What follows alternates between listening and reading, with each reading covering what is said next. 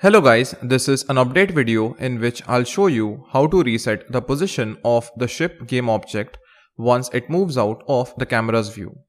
So a lot of students have asked me this question regarding the ship and the aeroplane image target. That is, once the ship, aeroplane and the cloud game object move out of the camera's view, we do not see anything on top of these image targets when we open them for the second time. So in this video, we will reset the ship to its original position when it goes out of the camera's view, and in the next video, we will reset the aeroplane and the cloud to its original position. So let's start with the customization.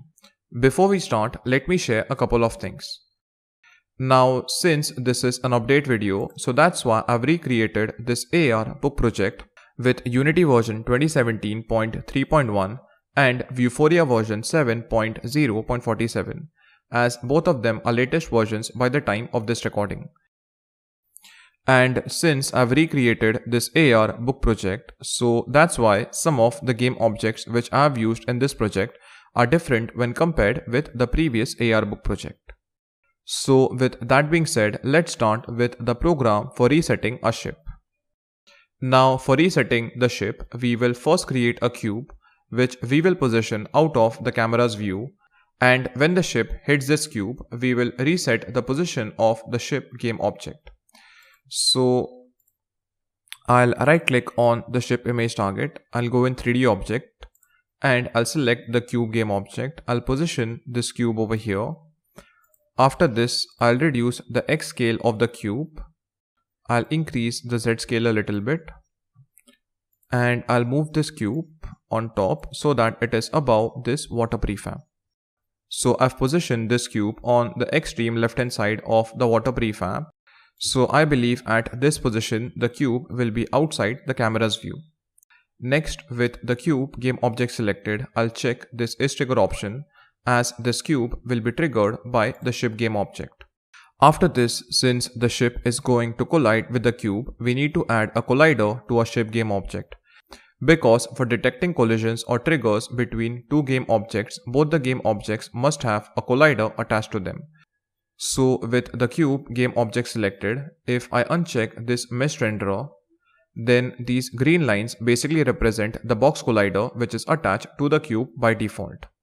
I'll check the mesh renderer again so that we can see the cube. Next, if I select the ship, then to the ship no colliders are attached, and because of this the ship will just pass through the wall because of absence of colliders. So to the ship game object as well, we'll add a box collider, and to do this I'll click on add component. Next, in the search field I'll type box collider, so I'll select this box collider option. Now if I double click on the ship, then the box collider is attached to the ship, but the size of this box collider is very small. So to increase the size of the box collider, we have to make changes in the size of the box collider. So first I'll increase the X scale values. So this is the X axis, and if I increase the X scale values, then the box collider will increase along the width. So I'm satisfied with this value of 20.78 because at a size of 20.78, the box collider is covering the entire width of the ship. After this, I'll increase the Z scale of the box collider. So I'm satisfied with this value of 45.68, but I'll just move this box collider a little bit in front so that this part of the box collider is exactly below the tip of the ship. So I'll move this box collider in front. So this part of the box collider is exactly below the tip of the ship.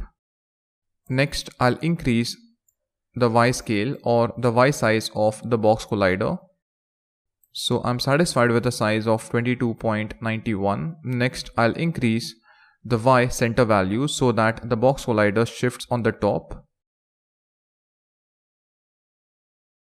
I'll increase the Y scale a little bit more. Okay, so I'm satisfied with this value of 35.14. So now if I rotate around the ship, then the ship is completely covered by this box collider. After adding the box collider, next I'll again click on add component. and this time I'll add the rigid body to the ship game object. After this, I'll uncheck use gravity so that the ship does not fall down because of gravity. After making these changes, I'll select the cube. I'll rename the cube to ship wall. Next, with the ship wall or the cube game object selected, I'll click on this tag drop down. I'll then click on add tag. After this, I'll click on the plus sign. And to this cube, I'll add a tag of ship wall. I'll hit save. Next, I'll again click on this ship wall game object. I'll then click on this tag drop down and I'll attach this ship wall tag to the ship wall game object. After this, I'll open the scripts folder, and inside the scripts folder, I'll create a new C# script. I'll give the script a name of reset position. I'll open it. So after creating this reset position script, next I'll attach this script to the ship game object. So I'll drag this script and I'll attach it to the ship game object. Now if I select the ship game object, then this reset position script is attached to it. After this, inside this reset position script, we will write the program to find out the position of the ship game object, and we will store that position value inside a vector3 variable. So below the reset position class, I'll write down vector3. I'll give this a variable name of original pause. Next, inside the start function, I'll write down original pause equal to transform.localPosition. Now, since we have attached this reset position script to the ship game object, so with this command of transform.localPosition, we are finding out the position of the ship game object, that is x 1.65, y minus 0.03, z 0, and we are storing this position value inside this original pause variable. Next, below this void update function, I'll declare an on trigger enter function. So I'll write down void on trigger enter, and in this on trigger enter function name, the alphabets O, T and E are capital. So keep that in mind. After this, I'll open and close round brackets. Inside these round brackets, I'll write down collider, which is a data type. I'll give this a variable name of collide. Next, I'll open and close curly brackets. This on trigger enter function will be called when a ship game object triggers or when a ship game objects hit the cube game object. Next, inside this on trigger enter function, we will create an if condition and we will find out whether the game object with which a ship is colliding has a tag of ship wall or not. So if I select this ship wall game object, that is the cube, then to this cube we have attached this tag of ship wall. So we will compare this tag name with the help of an if condition. So I'll now write if collide.gameObject.compare tag. After this, I'll open and close round brackets. Next, I'll put two double quotes, and inside these double quotes, I'll write down ship wall, as the tag which I have attached to the cube has a text of ship wall in which all the alphabets are capital.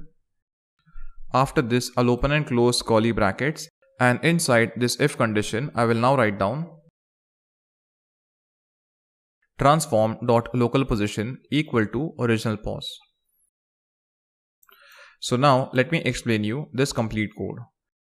So when the application starts, we are first storing the original position of the ship game object inside this original pause variable.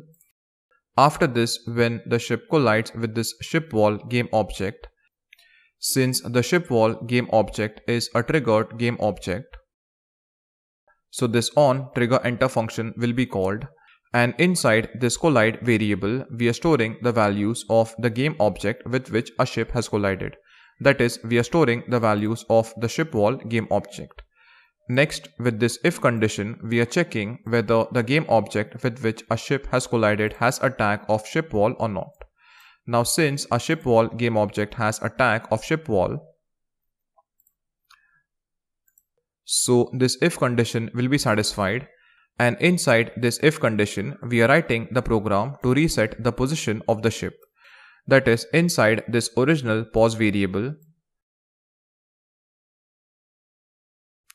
So as I was saying, inside this original pos variable, we have stored these values of x, y and z.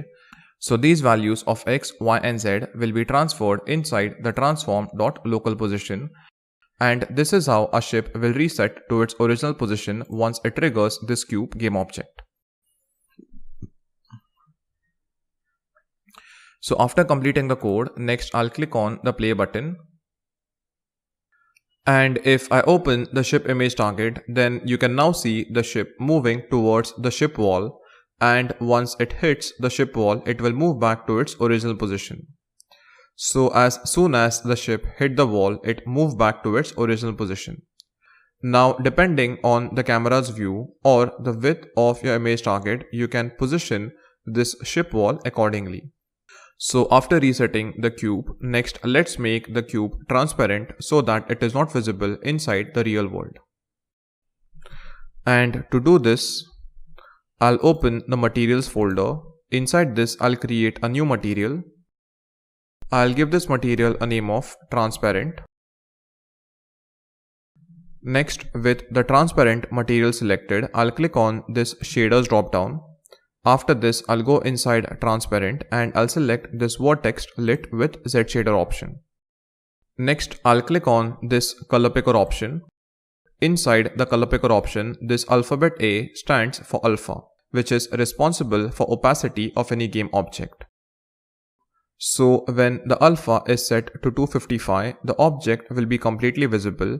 But if I move the alpha value on the left hand side, then the object will start becoming transparent. So when I move this alpha value, you can see that the material is becoming transparent. And if I move it on the extreme left hand side, then the transparent material has become completely transparent.